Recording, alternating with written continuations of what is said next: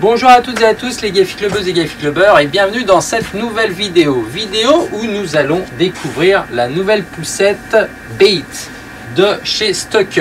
Alors je le dis à l'anglaise parce que Beat c'est pas top en français, d'accord? Alors ne rigolez pas s'il vous plaît. Alors bon, bien sûr la poussette Beat, donc B-E-A-T, de la marque Stokke qui vient d'arriver, enfin elle est arrivée en fin d'année 2019, ok?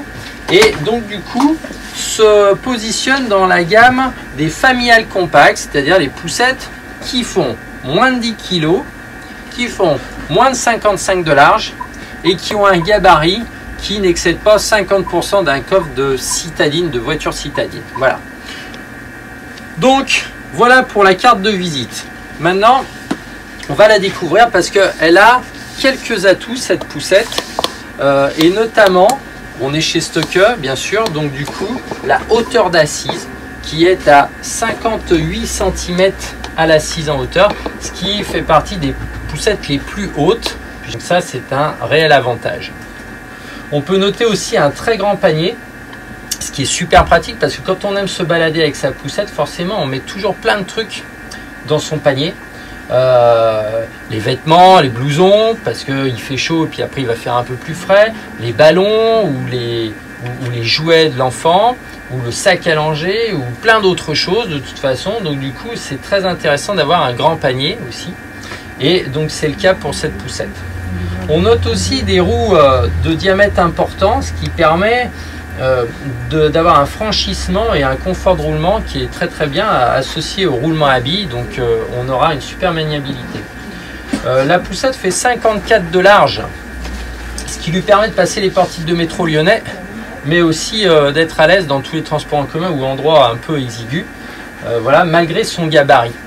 Donc ça c'est assez intéressant et elle a un poids situé entre 9,3 kg et 9,7 kg. Excusez-moi de cette inexactitude, mais du coup je me rappelle plus exactement. Mais voilà, ça se situe entre 9,3 et 9,7, ce qui est très intéressant puisque ça permet d'avoir une poussette très légère. En plus de cela, on a vraiment une sensation de légèreté par rapport à la concurrence avec cette poussette qui est vraiment très agréable à utiliser au quotidien. Alors bon, je ne l'ai pas sorti dehors, mais peut-être un petit défaut, je pense qu'ils auraient pu nous mettre des suspensions sur cette poussette, parce que même si la gomme est une gomme molle, et avec le diamètre de la roue, ce qui permettra d'avoir un bon confort de roulement, mais ce n'est pas associé à une suspension, vous voyez, il n'y a pas de suspension ni sur l'arrière, ni sur l'avant, et donc du coup, il faudra regarder, enfin il y a un petit mouvement quand même, mais bon voilà, c'est vraiment nul. Donc il faudra quand même regarder ça sur un essai extérieur, peut-être je ferai ça plus tard. La poignée est assez fine. Vous savez que j'aime bien les poignées un peu plus grosses, mais bon je pense que voilà c'est correct. La qualité du simili-cuir est correcte aussi, elle est douce, donc ça c'est bien. Nous avons ici un nid d'ange, d'accord, mais nous pouvons y associer aussi une nacelle qui si les gens n'aiment pas le nid d'ange, ben, permettra de faire dormir l'enfant pendant 6 mois à l'intérieur, une nacelle bien sûr très confortable.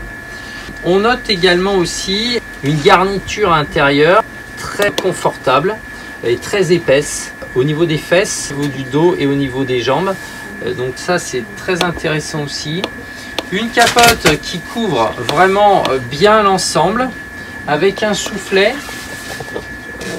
accompagné d'une bande réflectorisante là, pour la sécurité routière. Quand vous traversez de nuit, au moins les feux des voitures, ça flash, c'est bien. Donc qui permet donc justement d'agrandir encore plus. Donc, du coup là on a vraiment quelque chose de super couvert, d'ultra couvert.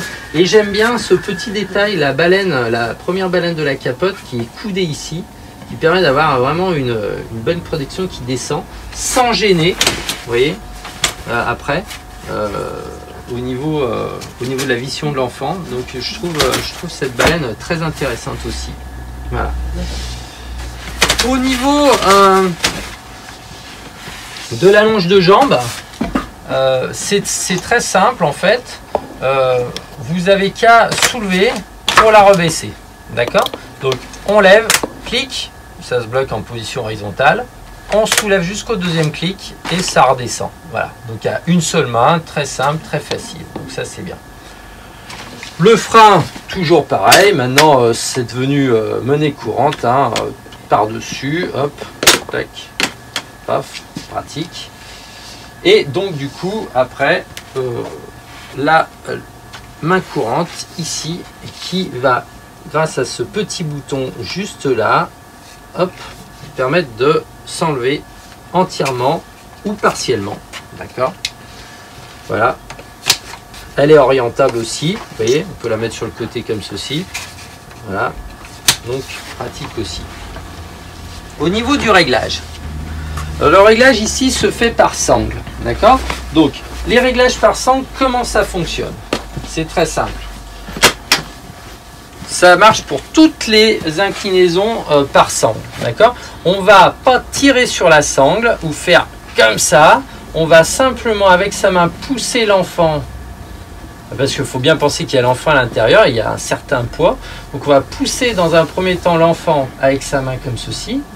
Et une fois qu'on a choisi l'inclinaison désirée, eh bien on va tirer sur la sangle. Et le hamac reste dans cette position-là. Vous voyez? C'est très simple. Je vous le refais.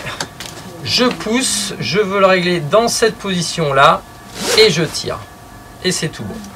Après, on va actionner cette petite languette ici pour redescendre, hop, à l'inclinaison désirée.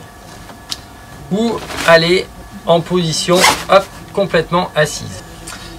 Les roues peuvent s'enlever pour le nettoyage. Elles peuvent se bloquer grâce à ces petits loquets ici. Hop. Ouais, si vous êtes sur des chemins un peu escarpés ou cabossés plutôt. Voilà. Et donc du coup, au niveau du hamac, il est aussi réversible. Donc de manière très simple, on a des petits boutons ici sur le côté. Donc de chaque côté, hop, on va prendre le hamac comme ceci, okay, et on va le positionner en face à la route. Voilà. Au niveau du pliage, je ne sais pas si vous avez connu la Scout. Vous pourrez, si vous le désirez, retourner voir la vidéo de la Scout qui a été remplacée donc par la Bates, qui se trouve là-haut. Vous n'avez qu'à cliquer sur le lien pour voir la vidéo. Et donc du coup c'est le même principe de pliage. On va dans un premier temps rentrer la poignée à l'arrière comme ceci. Alors il est préférable de toujours mettre le hamac face à la route, mais c'est possible aussi de le mettre avec le hamac dans l'autre sens. Une fois qu'on a fait ça, on va redresser notre allonge de jambe jusqu'à l'intérieur de la poussette. D'accord? Et on va actionner juste ici, d'accord, cette poignée. On a un bouton sur le côté là, tac. Donc du coup j'appuie sur le bouton sur le côté, je presse. Alors je vous fais de profil, comme ça, et je lève, hop. Et le tour est joué. Donc vous voyez que c'est assez simple, c'est pas très compliqué. C'est peut-être un peu plus sportif qu'une autre poussette, mais bon, voilà, ça reste très commode. Pour la réouverture, je vais reprendre ma poignée ici, comme ça. Je vais resserrer. Et là, je vais prendre cette barre-là, d'accord, comme ceci, pour la soulever. Vous voyez, comme ça. Et après, hop, les roues vont s'écarter. Voilà, après, je peux lâcher ma poignée. Hein. Hop. Et je vais finir le pliage, le dépliage, excusez-moi, comme ceci. Voilà. Il me suffira de remettre ma poignée dans le bon sens. Et le tour est joué. Donc pour info, je vais quand même vous montrer le pliage avec le hamac face à vous. D'accord? Donc ça c'est la même manip, sauf que avant de replier ma poignée, je vais d'abord replier la longe de jambe. Et seulement après la poignée, sinon ça passe plus. Et après, eh bien, je vais réactionner donc, ma petite manette dessous, comme ceci. Donc ma poussette se plie, vous voyez, et là, vous avez remarqué, le hamac ne se plie pas. Donc en fait, je vais devoir le basculer dans l'autre sens pour la plier. Alors, la bonne nouvelle, c'est qu'elle n'est pas plus grosse une fois pliée dans un sens que dans l'autre. C'est simplement que c'est un peu plus compliqué à le faire. D'accord ? Une autre bonne nouvelle aussi, c'est que dans cette configuration-là, elle sera plus facile à ouvrir que dans l'autre version. Donc, je reprends ma poignée, d'accord ? Et là, du coup, comme j'ai le hamac dans l'autre sens, ma poignée est beaucoup plus accessible. Et donc, du coup, je vais pouvoir ouvrir de façon un peu plus simple la poussette. Voilà. Enfin, vous voyez, il n'y a rien de sorcier non plus. Voilà, bien sûr, sur cette poussette, nous pouvons mettre le cosy fabriqué donc par BeSafe avec les kits adaptateurs inclus dans la coque, d'accord, voilà, qui nous permet de le poser très facilement comme ceci.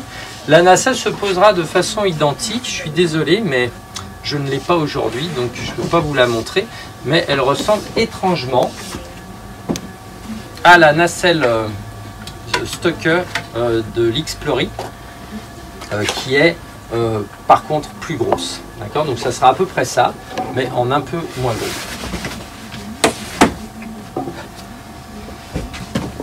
Bien sûr, dans cette configuration-là, avec le cosy ou la nacelle, eh bien, vous allez pouvoir, donc après avoir enlevé la nacelle ou le cosy, eh bien, plier la poussette, du coup de façon encore plus simple et encore plus légère, du fait qu'il n'y a pas le hamac. Ok ? Voilà, je pense qu'on a fait le tour de cette poussette Stocker. J'espère que cette vidéo vous a plu. Je suis impatient de lire vos commentaires sur cette nouvelle poussette qui, je pense, a vraiment sa place dans le paysage de la puériculture française. Voilà. Donc, si vous l'avez déjà et que vous voulez partager vos expériences, eh bien, laissez-nous aussi vos commentaires.